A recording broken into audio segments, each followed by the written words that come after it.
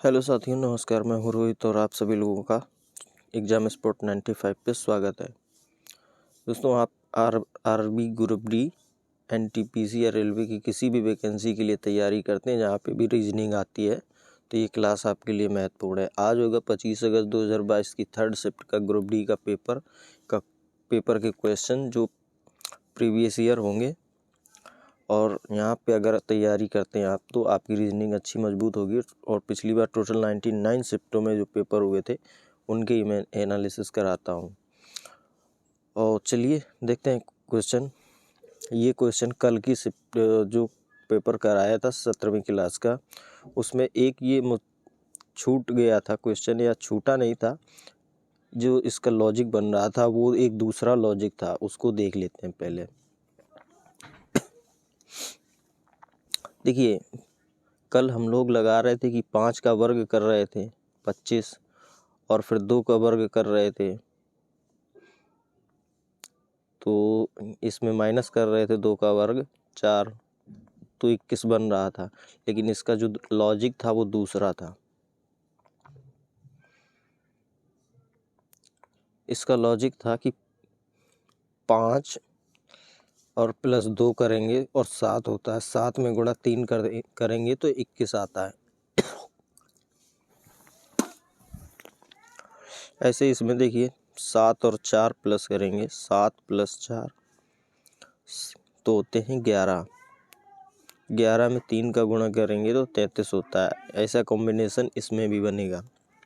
तो देखिए किसमें एक कॉम्बिनेशन ऐसा बनता है। 11 3 14, 14 ते 42, ये तो ऑप्शन नहीं। 9 8 17, 17 ते 51, ये सही है। 8 6 14, 14 ते 42, ये गलत है। 10 3 13, 13 3 69, ये भी गलत है। आपका जो राइट आंसर वो ये आ रहा था कल। चलिए अब आज की क्लास देखेंगे और आज की कुछ ये ऐसे प्रश्न हैं। ये देखिए कथन और ये निष्कर्ष, इनके आधार पे इनका आंसर देना है। देखिए y बड़ा है u से, y यहाँ पे है, u यहाँ है। अब y बड़ा है v से, v बराबर है w के, तो w से भी y बड़ा होगा। और w बड़ा है u से, तो u से भी y बड़ा होगा। पहला ऑप्शन सही है।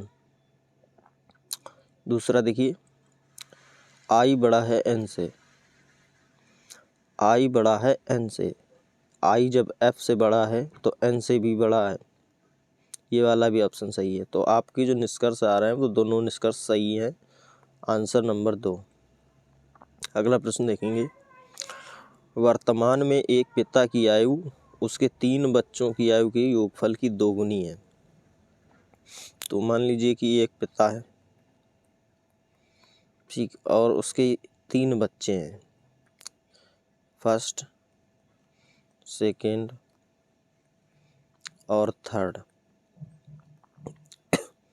अब उसने कहा है कि उसके 3 बच्चों की आयु के योगफल की 2 गुनी है।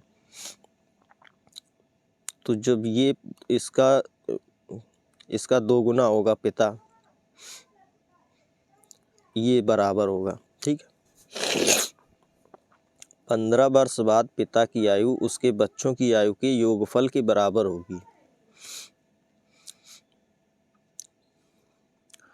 तो हम मान लेते हैं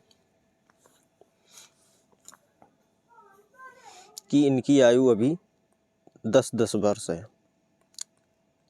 हम तीनों लोगों की मान लेते हैं। तो जब 10 इनकी है वर्तमान में, तो ये पिता इसका 2 गुना होगा। पिता हो जाएगा यहाँ पे 30 दूना 60, पिता होगा 60 का। और जब 15 वर्ष बाद पिता की आयु उसके बच्चों की आयु के योगफल के बराबर होगी, तो आज से 15 वर्ष बाद पिता की आयु कितनी है। तो 15 वर्ष के बाद अगर बात करेंगे तो 15 इसमें भी ऐड होगा, 15 इसमें भी ऐड होगा, 15 इसमें भी ऐड होगा। तो इनको जब जोड़ेंगे तो ये होता है 25, 25 और 25। अब तीनों को जब जोड़ लेंगे तो ये हो जाता है 75। उसने कहा है कि 15 वर्ष के बाद पिता की आयु उसके बच्चों की आयु के योगफल के बराबर, इसकी भी 75 होगी। तो 15 वर्ष बाद की बात की है, वर्तमान की है, 15 वर्ष इसमें जब ऐड करते हैं तो इसकी भी 75 निकल के आती है, तो ये इसके बराबर हो जाती है। तो यहाँ पे जो ऑप्शन नंबर आपका 2 सही है, 75 वर्ष पिता की आयु होगी। अगला प्रश्न देखिए, शैली अपने घर से निकल के 45 मीटर पूर्व की ओर जाती है। शैली अपने घर से निकल के 45 मीटर पूर्व की ओर जाती है, फिर वह दाएं मुड़ती है और 85 मीटर चलती है। वो यहाँ से दाएं मुड़ी और 85 मीटर चली, फिर वह बाएं मुड़ती है और 40 मीटर चलती है। यहाँ से 40 मीटर बाएं मुड़कर चलती है, फिर अंततः बाएं मुड़ती है और 85 मीटर चलती है। तो फिर से उसने बाएं मुड़ी और 85 मीटर चली। एक एटीएम पर पहुंचती है। उसके घर से एटीएम की दूरी कितनी है? ये टोटल दूरी पूछ रहा है। यहाँ पे वो पहुंच गई है, ये एटीएम है और ये घर है उसका। अब यहाँ से इसकी ये दूरी पूछ रहा है। अब यहाँ पे देखिए ये 40 है तो ये भी 40 होगी, ठीक है। अब टोटल हो जाएगी 40 और 45 प्लस 85, क्योंकि 85 ये भी थी तो 85 ये हो गई। अभी 40 45 जब जोड़ देंगे तो 85 हो जाती है, तो 85 मीटर आपका राइट आंसर है। अगला प्रश्न देखिए, अगर 35 का संबंध 21 से है तो 20 का संबंध 12 से है, 40 का संबंध किससे होगा? अब यहाँ देखिए, अगर हम 7 का भाग देते हैं तो 5 बार जाता है, फिर हम इसमें भी 7 का भाग देंगे तो 3 बार जाएगा। ऐसे इसमें देखिए 4 का भाग देंगे तो 5 बार जाएगा, इसमें 4 का भाग देंगे तो 3 बार जाएगा। ऊपर देखिए 5 3 5 3 की सीरीज बन रही है। ऐसे ही इसमें भाग देंगे 5 का तो 8 बार जाता है।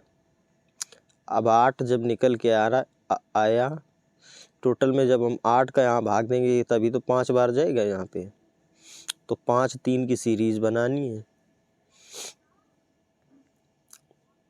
जब हम 8 का भाग दिए इसमें तब 5 बार जाएगा। 40 में 8 का भाग देंगे तो 5 बार जाएगा, और आगे भी 3 की सीरीज बननी चाहिए। तो 8 का जब गुणा हम 3 में करा देंगे तभी तो 24 आएगा। तो 40 का संबंध 24 से है, ये आपका राइट आंसर। अगला प्रश्न देखिए, ABCDE और F में से प्रत्येक की परीक्षा सोमवार से शुरू होकर उसी सप्ताह के शनिवार को समाप्त होने वाले सप्ताह के अलग अलग दिनों में होती है। उनमें से किसी की भी परीक्षा C से पहले और B के बाद नहीं है। तो C सबसे पहले होगा और B सबसे बाद में होगा, और सोमवार से शुरू होकर उसी सप्ताह के शनिवार तक, यानी 6 दिनों में होती है। तो सोमवार यहाँ होगा, फिर होगा मंगलवार, फिर होगा बुधवार, यहाँ होगा गुरुवार, और ये होगा शुक्रवार, और ये होगा शनिवार, ठीक है। F की परीक्षा A के ठीक बाद है। A के ठीक बाद F की परीक्षा है, और D से ठीक पहले है, तो D से ठीक पहले है। E की परीक्षा मंगलवार को और A के ठीक पहले है, तो E की परीक्षा मंगलवार को और A से ठीक पहले, तो A यहाँ होगा, F यहाँ हो जाएगा और D यहाँ आ जाएगा। अब प्रश्न देखिए, इनमें से किसकी परीक्षा शुक्रवार को है? तो D की परीक्षा शुक्रवार को है। सही आंसर आपका D है। अगला प्रश्न देखिए, ये सीरीज का प्रश्न है। 5, 24, 46, 74,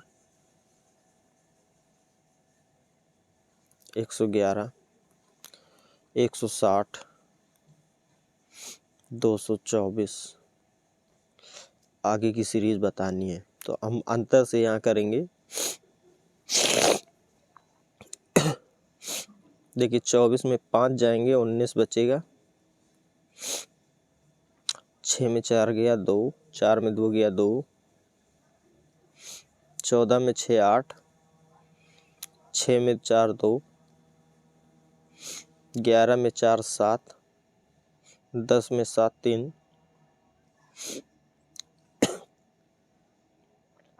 10 में 1 जाएगा 9, 5 में 1 जाएगा 4,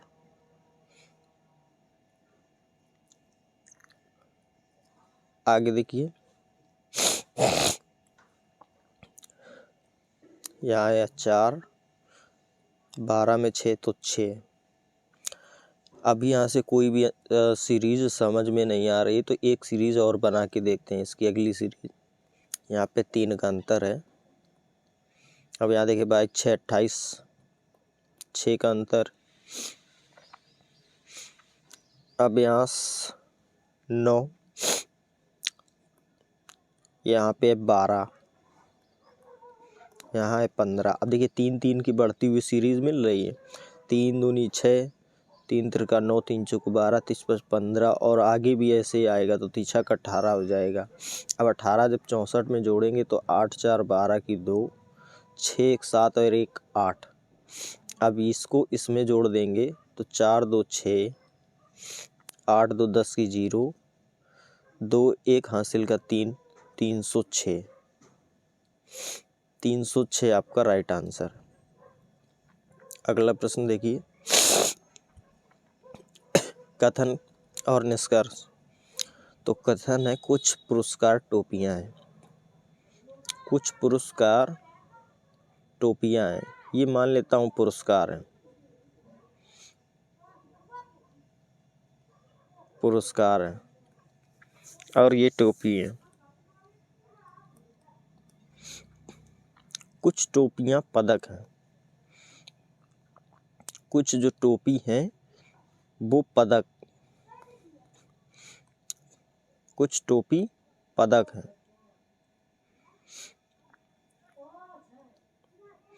ये टोपी हैं और ये पदक है।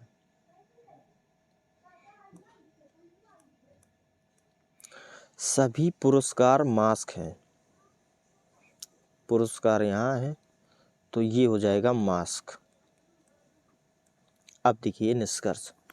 कुछ मास्क टोपियां हैं, कुछ मास्क टोपियां हैं, सही है। कुछ मास्क पदक हैं तो कुछ मास्क पदक नहीं है।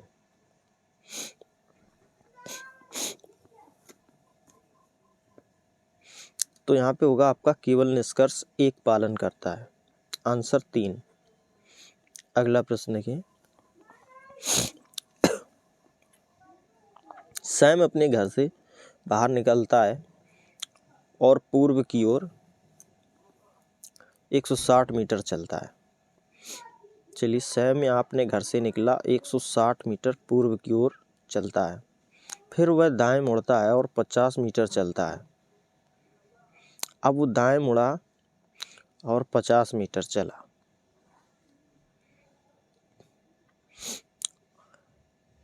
वह पुनः दाएं मुड़ता है और 70 मीटर चलता है। फिर से वो दाएं मुड़ेगा और 70 मीटर चलेगा। फिर वह बाएं मुड़ता है और 35 मीटर चलता है। अब वो बाएं मुड़ा और 35 मीटर चला। फिर वह दाएं मुड़ता है और 90 मीटर चलता है। अब वो दाएं मुड़ेगा और 90 मीटर चलेगा। एक गिफ्ट शॉप तक पहुंचता है। अब ये घर था उसका और ये गिफ्ट शॉप है। अब देखिए 9 7 16, 160 दूरी हो रही ना, अब वो पूछा है इसमें, सैम के घर से गिफ्ट शॉप कितनी दूर और किस दिशा में है। तो दिशा की बात करें तो दिशा तो आएगी दक्षिण दिशा होगी। और दूरी देखिए 50 ये है, 50 ये है और 35 ये है। तो ये टोटल दूरी इसकी अगर 70 ये है तो 70 ये भी होगी। ठीक, अब 70 90 160 होता है। अब वो इसी घर के सामने आ चुका है, क्योंकि अगर 35 ही है तो 35 ये हो जाएगी। अब इसकी दूरी, ये वाली जो दूरी है, ये वाली दूरी के बराबर है। तो 50 और 35 85 होते हैं। ये दूरी भी 85 होगी, तो ये 85 है और दिशा है दक्षिण। तो 85 मीटर और दक्षिण दिशा, ये सही आंसर है। अगला देखिए कूट का प्रश्न है, इसको बनाएंगे।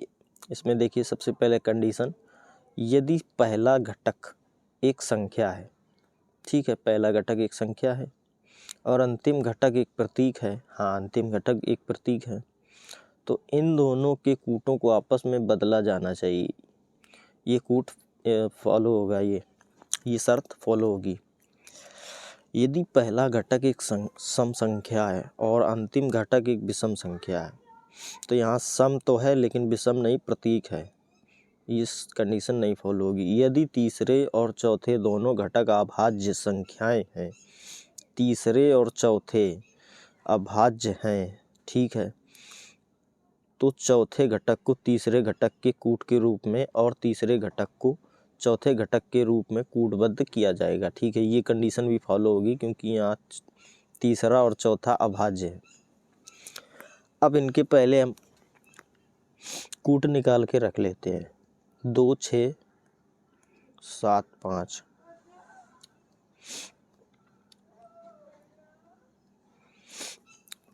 देखिए 2 पे y है, 2 के बाद 6 पे s, 7 पे e, 5 पे c, इस पे u, यहाँ पे w। अब शर्त पहली है कि यदि पहला घटक एक संख्या है और अंतिम घटक एक प्रतीक है तो इन दोनों के कूट आपस में बदल दिए जाएंगे। तो w यहाँ हो जाएगा, y यहाँ हो जाएगा। अब एक ये तीसरी वाली कंडीशन है कि यदि तीसरे और चौथे घटक अभाज्य संख्याएं हैं तो इनके कूट भी आपस में बदल दिए जाएंगे। तो यहाँ पे तो यस ही रहेगा। अब c आगे आ जाएगा, e पीछे कर दिया जाएगा और यहाँ पे u। अब देख लीजिए यहाँ पे WU है, ये ऑप्शन गलत है, WS, और यहाँ पे WE है, ये भी ऑप्शन गलत है। ठीक है, अब देखिए WS के बाद C है, WSC WSE है यहाँ पे, ये भी गलत है, तो पहला ऑप्शन सही है। अगला प्रश्न देखिए इसका संबंध और इसका संबंध यहाँ पे बताना है आपको। ये कूट समुच्चय का प्रश्न है, यहाँ पे आपको कॉम्बिनेशन निकालना रहता है। अब देखिए यहाँ पे 12 का वर्ग करें तो 144 होगा और 13 का वर्ग करें तो 169 होगा। इनको आपस में जोड़ दें, 9 4 13, 6 4 10 11 और 3, तो ये निकल के आता है। इसका भी ऐसे वर्ग करते हैं तो 7 का वर्ग 49 और 1 का वर्ग 1, तो ये 50 निकल के आ जाता है। ठीक है, अब देखिए 15 का वर्ग होता है 225, 10 का वर्ग 100, तो 325 होना चाहिए, 150 है, पहला ऑप्शन गलत। 9 का वर्ग 81, 3 का वर्ग 9, तो ये 90 हो रहा है, यहाँ पे 90 है, ये सही है। 4 का वर्ग, 16 और 11 का वर्ग 121, 21 और 6 27, यहाँ 25 है, तो ये तो वैसे ही गलत है। 12 का वर्ग 144, 12 का वर्ग 288 होता है, 158 है, तो आपका राइट आंसर 2 नंबर। अगला प्रश्न देखेंगे। यदि सभी संख्याओं की दाई और इकाई अंकों की स्थिति को आपस में बदल दिया जाए तो मूल श्रेणी की कौन सी संख्याएं श्रेणी की क्रमशः सबसे बड़ी और सबसे छोटी संख्याएं बन जाएंगी। देखिए 29, 74, 93, 75, 19, 52, 75, 94, 93, 71। अब इनके देखिए इकाई और दहाई के अंक को बदल दिए जाए तो यहाँ पे 9 2, 4 को 4 7, यहाँ 3 9 हो जाएगा, यहाँ 5 7 हो जाएगा, यहाँ पे 9 1 हो जाएगा, यहाँ होगा 2 5 5 7 4 9 3 9 1 7। अब इसमें पूछा है कि श्रेणी की क्रमशः सबसे बड़ी और सबसे छोटी, पूरा प्रश्न पढ़ेंगे यहाँ से। यदि सभी संख्याओं के दाई और इकाई अंकों की स्थिति को आपस में बदल दिया जाए तो मूल श्रेणी की कौन सी संख्याएं श्रेणी की क्रमशः सबसे बड़ी और सबसे छोटी संख्याएं बन जाएंगी। देखिए मूल श्रेणी की सबसे बड़ी की बात करें तो ये 29 होगी, ठीक है, और मूल श्रेणी की सबसे छोटी संख्याएं जो होंगी एक ये हो जाएगी 71 से 17, एक 71 होगी, तो 29 और 71 आपकी जो संख्या है ये सही आंसर है, ठीक। अगला प्रश्न देखेंगे। 6 मित्रों ने अपनी वार्षिक मनोविज्ञान परीक्षा में अलग अलग अंक प्राप्त किए। क्यू ने केवल 4 मित्रों से अधिक अंक प्राप्त किए। अब ऐसे प्रश्न देखिए कैसे करते हैं, जैसे यहाँ पूछा सर्वाधिक अंक किसने प्राप्त किए, इसको ऑप्शन से भी कर सकते हैं। ऑप्शन से करने के लिए यहाँ पे देखिए उसने कहा क्यू ने केवल 4 मित्रों से अधिक अंक प्राप्त किए, लेकिन उसने पूछा सर्वाधिक अंक किसने प्राप्त किए, तो क्यू हो नहीं सकता है सर्वाधिक में, ठीक। एम ने केवल 3 मित्रों से अधिक अंक प्राप्त किया है, टोटल में 6 मित्र हैं तो एम हो नहीं सकता है। पी और एन दोनों ने टी से अधिक अंक प्राप्त किए हैं तो टी हो नहीं सकता है। अब बचा क्या, पी ने सर्वाधिक अंक प्राप्त किए हैं, ये आपका सही आंसर है। ऑप्शन से ऐसे जल्दी हो जाता है। अगला देखिए P Q R S T U V और डब्ल्यू 8 डिब्बे हैं जिन्हें एक के ऊपर एक रखा गया किंतु उनका इसी क्रम में होना अनिवार्य नहीं है।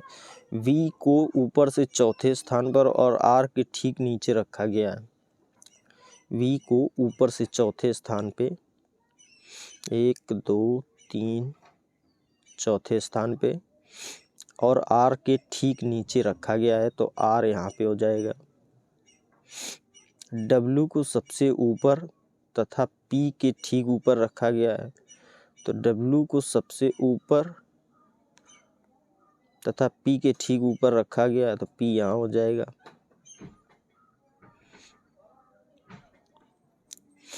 ठीक है, एस और टी के बीच केवल एक डिब्बे को रखा गया है। एस और टी के बीच एक डिब्बे को रखा गया है, टी को एस के नीचे रखा गया है, ठीक है, और यू को क्यू के ऊपर रखा गया है। यू को क्यू के ऊपर रखा गया है तो टी और क्यू के बीच कितने डिब्बों को रखा गया है।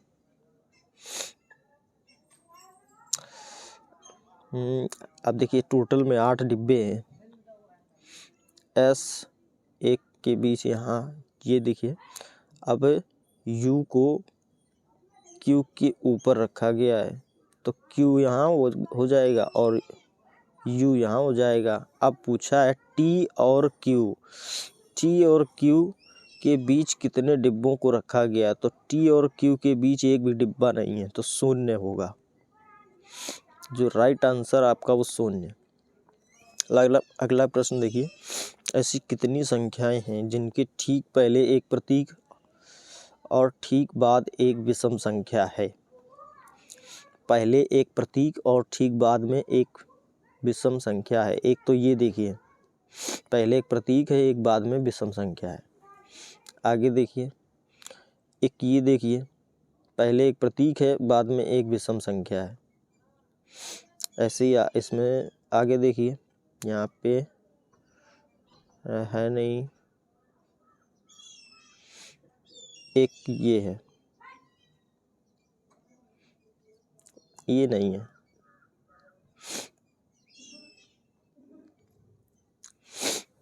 जिनके ठीक पहले एक प्रतीक और ठीक बाद में एक विषम संख्या है।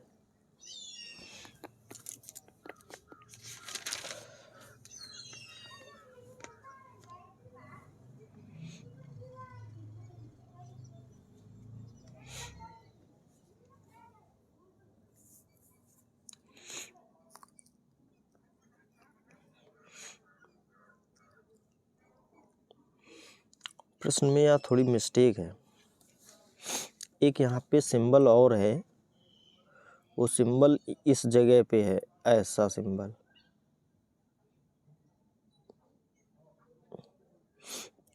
तो एक ये बन जाता है, तो टोटल में 3 ऐसी संख्याएं हैं जो बनती हैं। ठीक है, ये राइट आंसर। अगला प्रश्न देखेंगे, ABCDEF और G और H एक वर्गाकार मेज के चारों ओर बैठे हैं।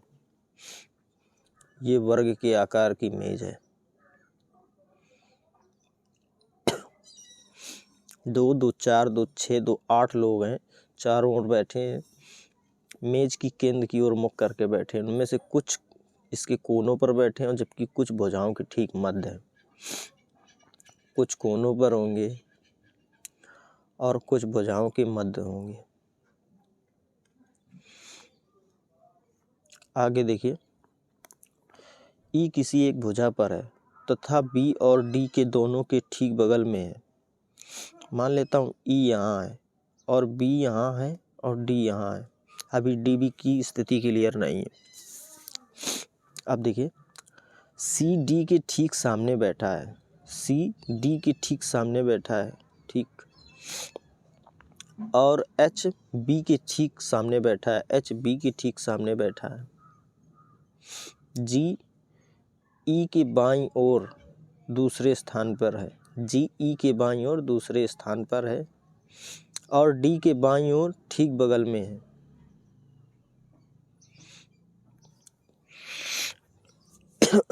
अब G की बात हुई है, तो अब देखिए यहाँ से इनकी स्थिति चेंज होगी। अब B को यहाँ रखेंगे और D को यहाँ रखेंगे, तो जब इनकी स्थिति चेंज हुई है तो इनकी स्थिति भी चेंज होगी। C को यहाँ रखेंगे और H को यहाँ रखेंगे। अब इनकी बैठक व्यवस्था बन रही है। देखिए, H B के ठीक सामने है, ठीक है, G E के बाईं ओर दूसरे स्थान पर है, G E के बाईं ओर दूसरे स्थान पर और D के बाईं ओर ठीक बगल में है, ठीक है। F G के ठीक सामने बैठा है, F जो है G के ठीक सामने बैठा है। इनमें से कौन A के ठीक सामने बैठा? अब बचा क्या? A बचा, A इसमें आएगा, तो A के सामने E बैठा है। आंसर यही सही है आपका। अगला प्रश्न देखेंगे, देखिए इसका संबंध इससे है, इसका संबंध इससे है, तो इसका संबंध आगे बताना है। अब देखिए, यहाँ SE को उठाया और इसको उल्टा करके लिख दिया, यहाँ AR को उठाया उल्टा करके लिख दिया, CH को उठाया उल्टा करके लिख दिया, ऐसे ही यहाँ पे DE को उठाया उल्टा करके लिख दिया, फिर SI को उठाएंगे और इसको भी उल्टा लिखेंगे, फिर GN इसको भी उल्टा, ऐसे इसको LA तो AL हो जाएगा, OI TU तो AL ALOUOYTU, चौथा ऑप्शन आपका सही है। अगला प्रश्न देखेंगे। इसका संबंध इससे है, इसका संबंध इससे है, इसका संबंध बताना है।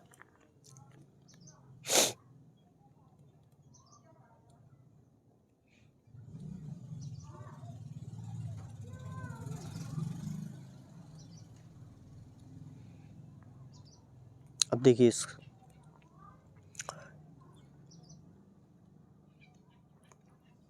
SUC ये 14 पे है, 1 पे 20 पे 21 18 और 5, ये 17 25 23 19 21 और 3। देखिए यहाँ पे 4 प्लस हुए हैं, सॉरी 3 प्लस हुए, अब यहाँ पे 2 माइनस हुए हैं, फिर यहाँ 3 प्लस हुए हैं और फिर इसमें 3 माइनस हुए हैं, ऐसे इसमें 2 माइनस हुए हैं, 18 में 3 प्लस हुए हैं और 5 में इसमें 2 माइनस हुए हैं, तो +3 फिर 2 माइनस, +3 फिर 2 माइनस, +3 फिर 2 माइनस, ये सीरीज बन रही है। आगे देख लेते हैं।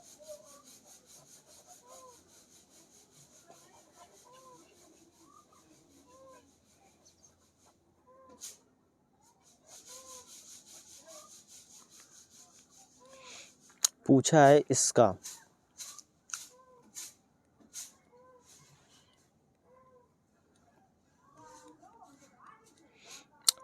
इसमें +3 करेंगे, ये है 12 पे, 15 20 9 15 और 14, इसमें 3 प्लस करेंगे तो 12 पे 3 15 O आता है, इसमें 2 माइनस करेंगे 13 में M, फिर इसमें 3 प्लस करेंगे तो 23 पे होता है W, इसमें 2 माइनस करेंगे 7 पे G, इसमें +3 15 3 18 पे R, इसमें -2 12 पे L। देखिए L इसमें है नहीं, लास्ट में इसमें है नहीं, ये दोनों गलत होंगे, और शुरू O से है और ये N से है, तीसरा वाला ऑप्शन आपका सही है। अगला प्रश्न। कुछ व्यक्ति उत्तर दिशा की ओर मुख करके एक पंक्ति में बैठे हैं। मोनिका और दीपेन के बीच में केवल 6 व्यक्ति बैठे हैं। मोनिका, मान लेता हूँ मोनिका यहाँ है और दीपेन यहाँ पे है। अब इसके बीच में 6 टोटल में व्यक्ति बैठे हैं। मोनिका पंक्ति के दाएं सिरे से 8वें स्थान पे है। ठीक, ये 8वां स्थान है इसका, इस तरफ से।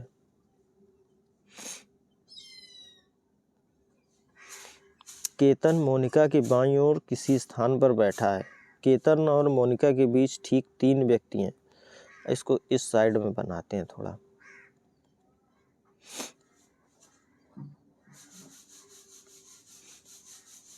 मान लीजिए मोनिका यहाँ है, मोनिका और दीपेन यहाँ पे है। इनके बीच में 6 लोग बैठे हैं। अब देखिए मोनिका पंक्ति के दाएं सिरे से 8वें स्थान पे है। जो दाएं सिरे से इसकी स्थिति है वो 8वीं है।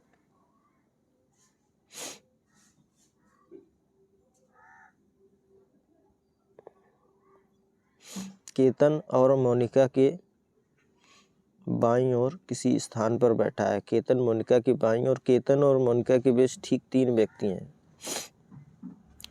केतन यहाँ पे है, मान लेते हैं।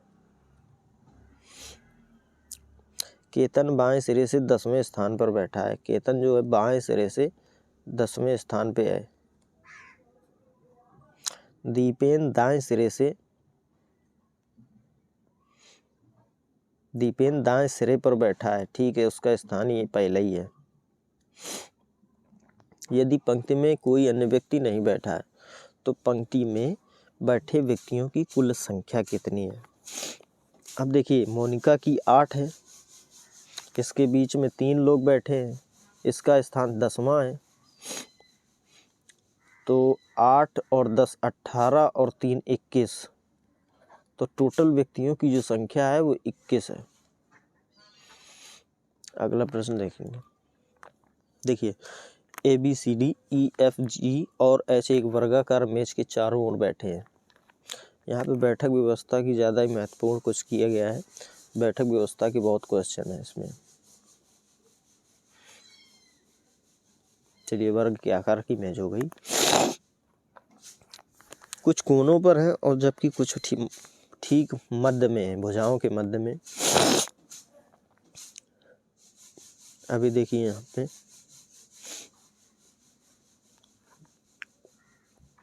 एक किसी एक कोने पर बैठा है, 2 2 4 2 6 2 8 लोग हैं। एक किसी कोने पर बैठा है तथा E और F के ठीक बगल में बैठा है। E और F के ठीक बगल में बैठा है। D A के ठीक सामने बैठा है, D A के ठीक सामने बैठा है और B के बाईं ओर ठीक बगल में बैठा है। D A के सामने और B के बाईं ओर ठीक बगल में बैठा है।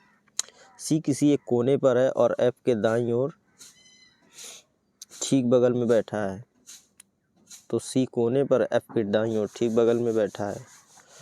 G किसी भी कोने पर नहीं है, तो G यहाँ होगा नहीं, तो यहाँ पे आ जाएगा, बचा H, H होगा यहाँ पे।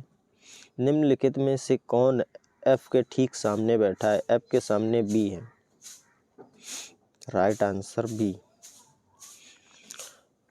देखिए, यदि 1 जनवरी 2006 को रविवार था तो 1 जनवरी 2009 को सप्ताह का कौन सा दिन होगा। ठीक है, 1 जनवरी 2006 को रविवार था, तो 1 जनवरी 2009 को कौन सा दिन होगा, ये आपको बताना है। देखिए, सेम डे जब पूछे जाते तो उसको काट दिया जाता है। यहाँ पे अंतर आया 3 का। अब इसमें बीच में एक 2008 लीप वर्ष पड़ेगा, जिसमें फरवरी 28 की जगह 29 की होगी। उसको हम एक काउंट करेंगे तो 3 1 4 हो जाते हैं। 4 दिन इसमें हम जोड़ देंगे तो रविवार, 4 जब जोड़ देते हैं, सोमवार, मंगल, बुध, गुरु, तो गुरुवार आपका सही आंसर होगा।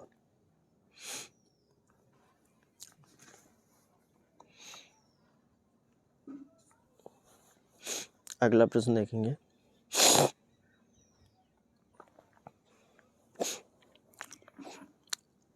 देखिए, निर्णय और कथन का क्वेश्चन है ये। इसमें निर्णय है कि कंपनी के पास देश M के सभी शहरों और यहाँ तक कि गांवों में भी किराने की दुकानें और मिठाई की दुकानें की एक विस्तृत श्रृंखला है।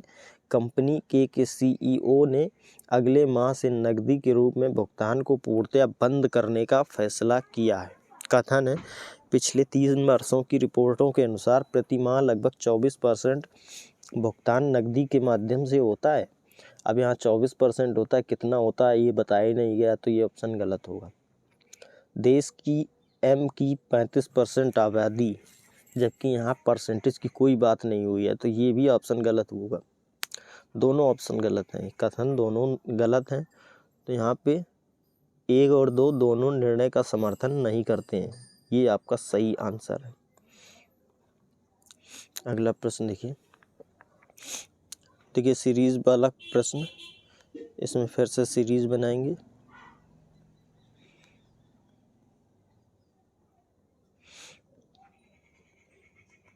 आगे देखिए 4 का डिफरेंस है, यहाँ पे 9 का डिफरेंस,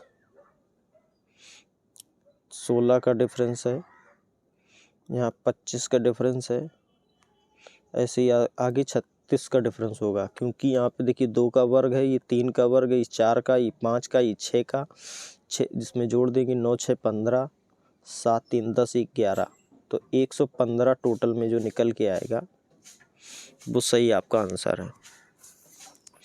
अगला प्रश्न देखिए, इसके सभी अक्षरों को वर्णानुक्रम के अनुसार व्यवस्थित किया जाए, तो सबसे पहले हम इसको लिखेंगे।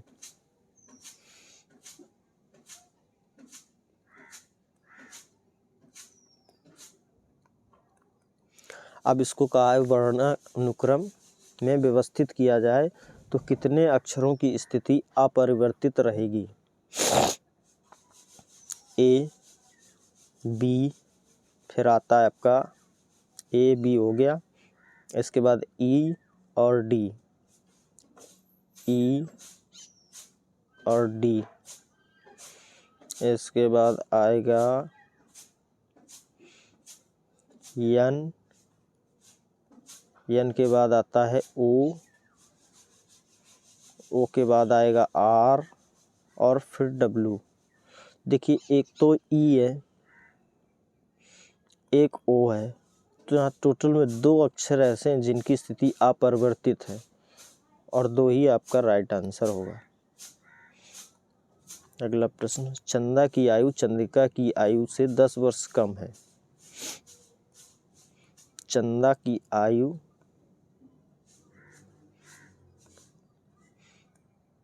चंद्रिका से 10 वर्ष कम है।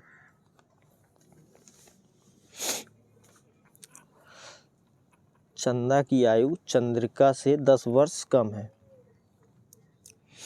तो चंद्रिका की हम मान लेते हैं कि ये 15 है, तो इसकी 10 कम हो जाएगी तो 5 बचेगी। ठीक, चंदा की आयु 5 वर्ष बाद चंद्रिका की आयु चंदा की आयु की दोगुनी हो जाएगी। 5 वर्ष बाद चंदा की आयु चंद्रिका से दोगुनी हो जाएगी, तो 5 वर्ष बाद जब 5 वर्ष होंगे तो 5 इसमें ऐड करेंगे तो ये 20 हो जाएगी, 5 इसमें जोड़ देंगे तो 10 हो जाएगी। अब 10 की ये दोगुनी है, ठीक है, तो चंद्रिका की वर्तमान आयु ज्ञात कीजिए। तो चंद्रिका की वर्तमान आयु जो 15 हमने माना था वही सही आंसर, क्योंकि कंडीशन फॉलो हो रहे हैं। देखिए 10 और 20 ये इसका ठीक दोगुना है। अगला प्रश्न देखेंगे, देखिए ये भी सीरीज का क्वेश्चन है। हम सबसे पहले ऐसी सीरीज में जो ये दिया रहता है इनको पकड़ लेते हैं, नंबर्स को पकड़ के चलेंगे तो ये प्रश्न जल्दी बनते हैं। ऑप्शन से भी इसको करना चाहो तो ऑप्शन के थ्रू भी कर सकते हैं। अब जैसे यहाँ पे 4 प्लस हुआ है 7 में, फिर यहाँ पे 2 प्लस हुआ है, फिर यहाँ पे 4 प्लस हुआ है, फिर यहाँ पे 2 प्लस हुआ है, तो आगे भी इसमें 4 प्लस होगा और 19 4 23, तो लास्ट में तो 23 आएगा। अब 21 वाले दोनों ऑप्शन गलत हैं, अब 23 दोनों जगह हैं, तो अब एक अक्षर को यहाँ से उठाते हैं। ये होता 18 पे 4 माइनस किया, फिर इसमें भी 4 माइनस किया, इसमें भी देखिए 4 माइनस हुआ है, इसमें भी 4 माइनस हुआ है। अब यहाँ से भी 4 माइनस करेंगे तो x आएगा। ऐसे b को उठाएंगे, b में 4 माइनस किया x आया, x में 4 माइनस किया t आया, t में 4 माइनस किया p आया, p में 4 माइनस किया l आया, l में 4 माइनस करेंगे h आएगा, क्योंकि l होता है 12 पे, h होता है 8 पे। अब यहाँ देखिए f से शुरुआत है तो ये भी नहीं होगा और आपका सही आंसर हो जाएगा तीसरे नंबर पे XHS 23। तो ये थी दोस्तों आज की क्लास।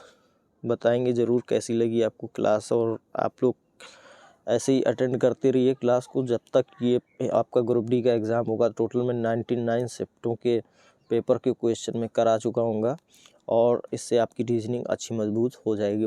चैनल पे पहली बार जुड़े तो चैनल को सपोर्ट ज़रूर करिए, उससे थोड़ा हमें भी मोटिवेशन मिलता है। चलिए मिलेंगे अगले वीडियो में, धन्यवाद।